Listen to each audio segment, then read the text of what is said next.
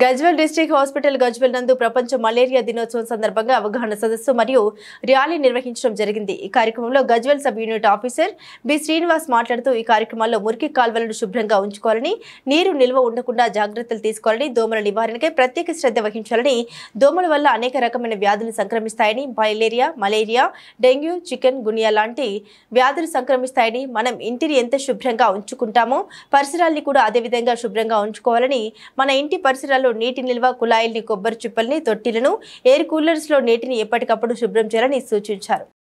25 April ప్రపంచ malaria దినోత్సవం జరుపుకోవడం జరుగుతుంది।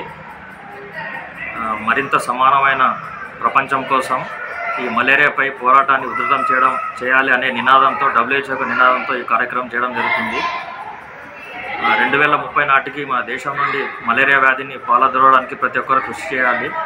ఈ మలేరియా వ్యాధి అనేది ఆడ అనాఫిలిస్ దోమ కుట్టడం వల్ల వస్తుంది కావున మన ఇంటి పరిసరాల్లో పరిశుభ్రంగా ఉంచుకొని ఎక్కడ నీరు నిల్వలు ఉండకుండా, నీటి నిల్వలు లేకుండా జాగ్రత్త చేసుకోవాలి।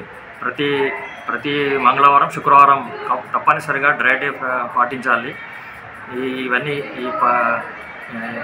ఇంటి లోపల కొబ్బరి చిప్పలు, ప్లాస్టిక్ వాటిలో నీళ్ళు నిల్వ ఉండకుండా చూసుకోవాలి।